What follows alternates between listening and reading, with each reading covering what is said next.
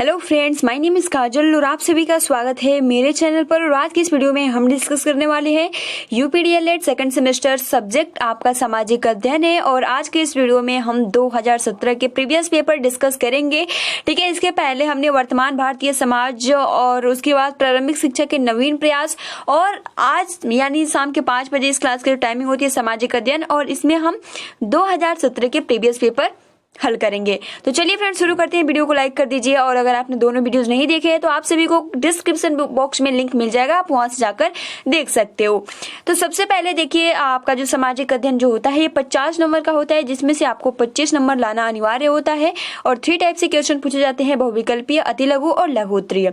ठीक है, चलिए शुरू करते हैं। सबसे पहला आपका प्रश्न है कि महमूद गजनवी ने सोमनाथ के मंदिर पर आक्रमण किया था 1021 से 1022 ईस्वी में, 1023 से 1024 ईस्वी में, 1922 ईस्वी से 1023 ईस्वी में, 1025 से 1026 ईस्वी में। फ्रेंड्स यहाँ पे जो करेक्ट आंसर हो जाएगा वो हो जाएगा 1023 से 1024 ईस्वी के बीच में महमूद गजनवी ने सोमनाथ के मंदिर पर आक्रमण किया था।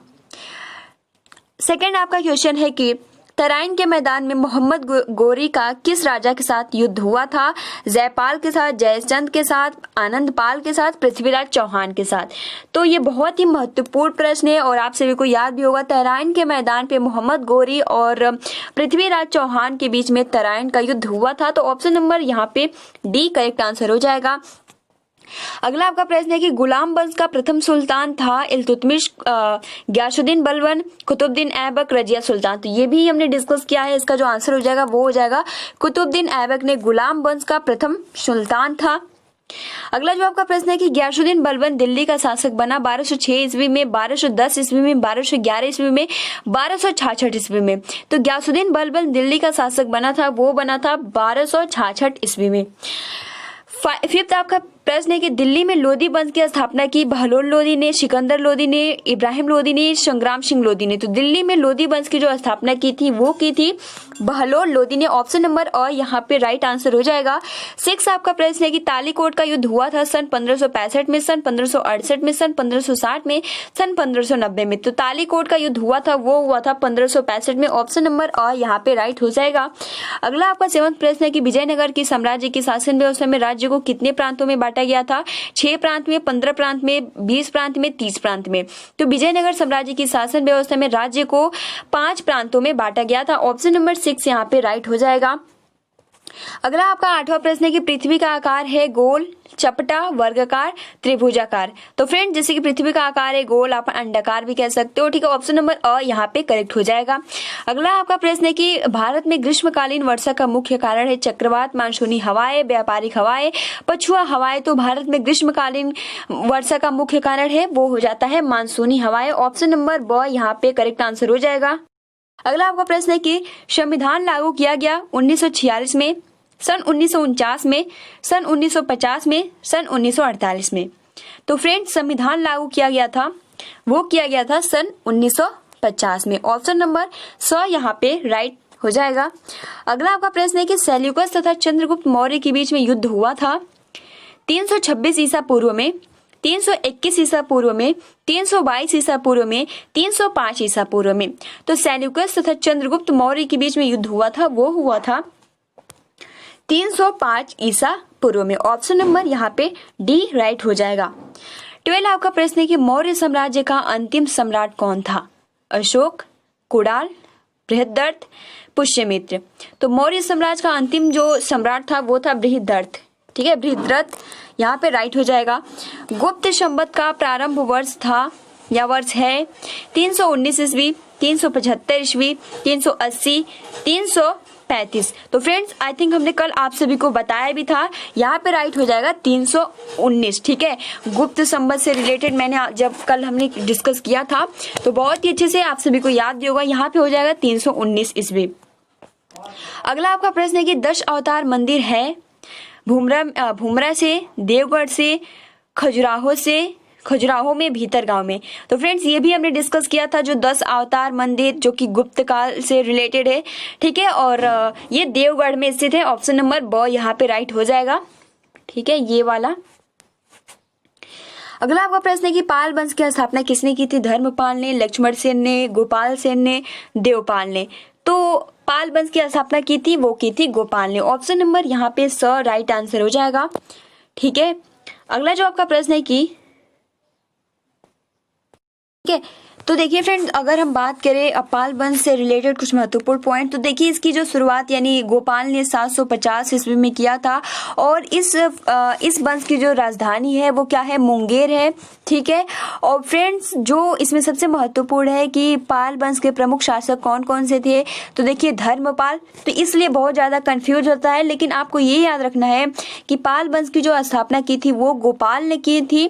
ठीक है, और इसमें अगर प्रमुख शासक की बात किया जाए तो उसमें धर्मपाल, देवपाल, नारायणपाल, महिपाल और न्यायपाल थे। ठीक है, इसमें बहुत ही महत्वपूर्ण ये पॉइंट्स है, तो इसको हम सेपरेट वीडियो में बहुत ही अच्छे से डिस्कस करेंगे। ये तो फिलहाल आपके 2017 के पूछे हुए प्रश्न है। चलिए अति लघु उत्तरीय प्रश्न देख लेते हैं। सबसे पहला आपका प्रश्न है कि चंदेलों के 2 प्रसिद्ध नगरों के नाम बताइए। बुंदेलखंड, खजुराहो, महोबा, अजयगढ़। ठीक है, ये 2 प्रसिद्ध नगर है, तो इसमें 4 जोड़ दिया गया है। राजपूत काल के 4 प्रमुख कवियों के नाम बताइए। पृथ्वीराज रासो, हलायुद्ध, नयचंद्र शूरी, पदम गुप्त। भोज प्रबंध किसकी रचना है? वल्लाल का है। प्रश्न नंबर 19 है कि प्रयाग प्रशस्ति के रचयिता कौन है? तो प्रयाग प्रशस्ति के रचयिता जो है वो हरिश्रेण है, और हमने कल डिस्कस भी किया था जो हरिश्रेण किस काल से संबंधित है, तो गुप्त काल से भी संबंधित है। मौर्य वंश का संस्थापक कौन था? तो मौर्य वंश का संस्थापक जो थे वो चंद्रगुप्त मौर्य थे। आप देख सकते हो 2017 में कितना इजी प्रश्न पूछे हैं, तो अगर आपकी प्रिपरेशन रहेगी तो आप बहुत ही आसानी के साथ जो आपका सामाजिक अध्ययन है बहुत ही आसानी के साथ कर सकते हो। 21 आपका प्रश्न है कि कुतुबुद्दीन ऐबक ने अपने शासनकाल में 2 मस्जिदों का निर्माण कराया। एक तो था कुबुत उल इस्लाम और दूसरा था 2.5 दिन का झोपड़ा। ठीक है, और 22 आपका प्रश्न है कि सल्तनत काल में राज्य का सर्वोच्च अधिकारी या पद अधिकारी कौन होता था? तो सल्तनत काल में राज्य का सर्वोच्च अधिकारी और पद अधिकारी जो होता था वो सुल्तान होता था। 23 आपका प्रश्न है कि हिम नदियों के अपरदन से वी आकार की घाटी किस आकार में बदल जाती है? तो वी आकार में। ठीक है, अगला जो आपका प्रश्न है कि वाष्पीकरण से आप क्या समझते हो? तो किसी तत्व या यौगिक का द्रव अवस्था में गैस अवस्था में परिवर्तन वाष्पीकरण कहलाता है। जैसे पानी का वाष्प बनकर उड़ जाना वाष्पीकरण कहलाता है। 25 आपका प्रश्न है कि सूर्य भिताप किसे कहते हैं? तो सूर्य से आने वाली ऊष्मा जो वातावरण सोख लेती है उसे हम सूर्य भिताप कहते हैं, यानी जो सूर्य से आने वाली जो ऊष्मा है वातावरण द्वारा सोख ली जाती है उसे हम सूर्य भिताप कहते हैं। 26 आपका प्रश्न है कि मूल अधिकार किस पर बल देते हैं? तो मूल अधिकार सभी नागरिकों के बुनियादी मानव अधिकार के रूप में परिभाषित किया गया है। 27 आपका प्रश्न है कि अर्थव्यवस्थाओं का वर्गीकरण प्रमुख रूप से किन 2 आधारों पर करते हैं? श्रम और पूंजी के आधार पे करते हैं। उत्पादन क्या है?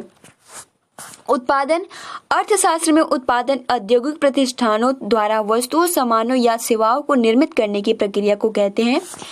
29 आपका प्रश्न है कि उपभोक्ताओं संरक्षण अधिनियम कब लागू हुआ था? तो 1986 में उपभोक्ताओं संरक्षण अधिनियम लागू किया गया था।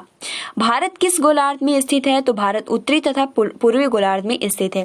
तो ये तो आपका जो था अति लघु क्वेश्चन था, ठीक है, जो कि बहुत ही अच्छे प्रश्न थे।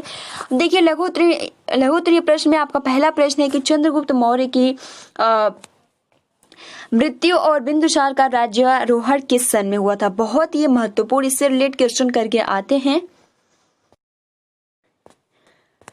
देखिए फ्रेंड, चंद्रगुप्त से रिलेटेड करके बहुत ही प्रश्न पूछे जाते हैं।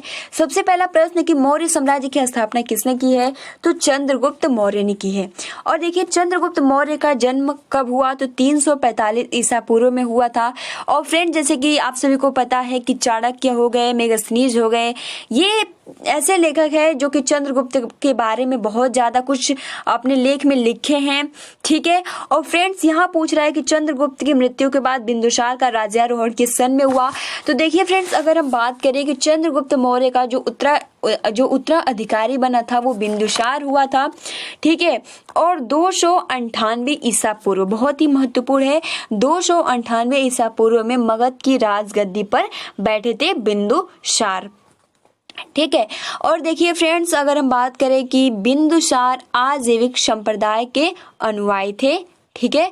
और उसके बाद अगर हम बात करें कि जो बौद्ध विद्वान तारानाथ ने बिंदुसार को 16 राज्यों का विजेताओं बताया था, यानी जो बौद्ध विद्वान जो तारानाथ थे, ठीक है, बिंदुसार को 16 राज्यों का विजेता बताया था। तो बहुत ही महत्वपूर्ण पॉइंट्स जो कि बार बार पूछ लिए जाते हैं। और फ्रेंड्स मैं अगर बात करूं कि बिंदुसार के शासन काल में तक्षशिला में 2 हुए विद्रोहों का वर्णन है, ठीक है। और इस विद्रोह को दबाने के लिए बिंदुसार ने पहले सुसीम को और उसके बाद में अशोक को भेजा था। तो चलिए फ्रेंड्स, ये तो कुछ महत्वपूर्ण पॉइंट्स हमने डिस्कस किया। अभी देखते हैं इसमें क्या आंसर दिया है। सबसे पहले पूछा है कि बिंदुसार का राज्यारोहण किस सन में हुआ था, तो 298 ईसा पूर्व में। और कहाँ पे, तो मगध की राजगद्दी पर बैठे थे, ठीक है। इसमें लिखा नहीं है बट याद कर लीजिएगा। और उन्होंने अपना साम्राज्य बेटे बिंदुसार को देकर कर्नाटक चले गए। और उसके बाद देखिए उन्होंने 5 हफ्तों तक बिना खाए पिए ध्यान किया, जिसे संकरा कहते हैं। ये जब तक करते हैं जब तक मर न पाए, ठीक है। यानी जो ये जब तब जिसे संकरा कहते हैं, ये तब तक तप किया जाता है जब तक उनका मृत्यु नहीं आ जाता है। और इसी प्रकार चंद्रगुप्त मौर्य ने अपना जो प्राण था वो त्याग दिया और बिंदुसार का राज्यारोहण 298 ईसा पूर्व हुआ था। तो फ्रेंड्स आप देख सकते हो कि जो चंद्रगुप्त मौर्य की मृत्यु हुई, मतलब कि वो मृत्यु के लिए बिना खाए पिए, जिसे संकरा कहते हैं, वो तब तक करते हैं जब तक कोई व्यक्ति मर नहीं जाता है, ठीक है। चलिए आगे बढ़ते हैं। चंद्रगुप्त विक्रमादित्य के 9 रत्नों में से किन्हीं 4 का नाम लिखिए, तो धन्वंतरी, अमर सिंह, सकू, वेताल, भट्ट, कालिदास। विशाख दत्त के द्वारा लिखित 2 नाटकों के नाम लिखिए। तो फ्रेंड्स मैं आप सभी को बताऊं कि जो विशाख दत्त है ये मौर्य साम्राज्य से रिलेटेड है, बार बार क्वेश्चन पूछ लिए जाते हैं, ठीक है। यानी अगर हम बात करें कि जो विशाख दत्त हैं, ठीक है, विशाख दत्त जो कि मुद्रा राक्षस, देवी चंद्रगुप्तम, ये इन्होंने 2 नाटक लिखे हैं जो कि बहुत ही प्रसिद्ध है, ठीक है। अगला जो आपका प्रश्न है कि राजपूत कालीन पूर्वी भारत के 4 प्रमुख मंदिरों के नाम लिखिए। लिंगराज मंदिर, जगन्नाथ मंदिर, सूर्य मंदिर, जैन मंदिर। उसके बाद देखिए अगला जो आपका प्रश्न है कि भूकंप किसे कहते हैं, भूकंप की तीव्रता नापने के लिए किसका प्रयोग होता है, तो भूकंप जब आंतरिक शक्तियों के कारण पृथ्वी की सतह अचानक कंपित होती है तो उसे भूकंप कहते हैं। देखिए यंत्र सिस्मोग्राफ यानी भूकंप मापी यंत्र होता है। मापन की इकाई रिएक्टर स्केल होता है, ठीक है। तो इतना इसके बारे में जानने के लिए बहुत जरूरी है, हम बहुत ही विस्तार से डिस्कस करेंगे। अब देखिए अपशिष्ट किसे कहते हैं, तो कारखानों से निकलने वाला या उपभोग करने के पश्चात जो चीजें शेष बचती है उसे हम अपशिष्ट पदार्थ कहते हैं। 37 आपका प्रश्न है कि संविधान के निर्माण में कितना समय लगा, यह संविधान सभा द्वारा कब पारित किया गया, तो संविधान सभा के निर्माण में जो समय लगा था वो 2 वर्ष 11 महीने 18 दिन और पारित जो हुआ था वो 26 जनवरी 1950 को हुआ था। मौलिक अधिकार किसकी निरंकुशता पर रोक लगाते हैं, तो मौलिक अधिकार सरकार की निरंकुशता पर रोक लगाते हैं। 39 आपका प्रश्न है कि विकसित अर्थव्यवस्था और विकासशील अर्थव्यवस्था से आप क्या समझते हो, तो जो विकसित अर्थव्यवस्था होता है यह आर्थिक गतिविधियों के विकास का एक बेहतर स्तर का प्रतिनिधित्व करता है और यह हमेशा सापेक्षिक एवं तुलनात्मक संदर्भ में प्रयुक्त होता है, क्योंकि इसकी किसी सीमा स्तर मानदंड का निर्धारण कठिन होता है और विकसित अर्थव्यवस्था कहलाता है, जैसे कि जापान, यूएसए।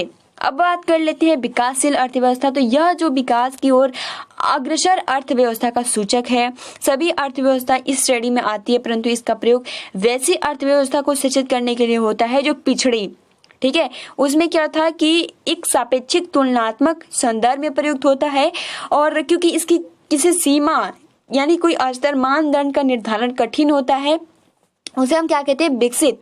लेकिन जो आपका विकासशील होता है इसमें क्या होता है कि वैसे अर्थव्यवस्था को सूचित करने के लिए होता है जो पिछड़ी अर्थव्यवस्था से उच्च विकास की ओर प्रयासरत होता है, यानी जो पिछड़ी यानी आप कह सकते हो कि निम्न से उच्च वर्ग की तरफ लाया जाता है। सिंपल अगर हम कहें तो भारत और चीन। लास्ट आज का क्वेश्चन है कि भारतीय अर्थव्यवस्था की 3 आधारभूत विशेषताएं क्या है, तो चलिए जान लेते हैं कि 3 आधारभूत विशेषताएं क्या हैं।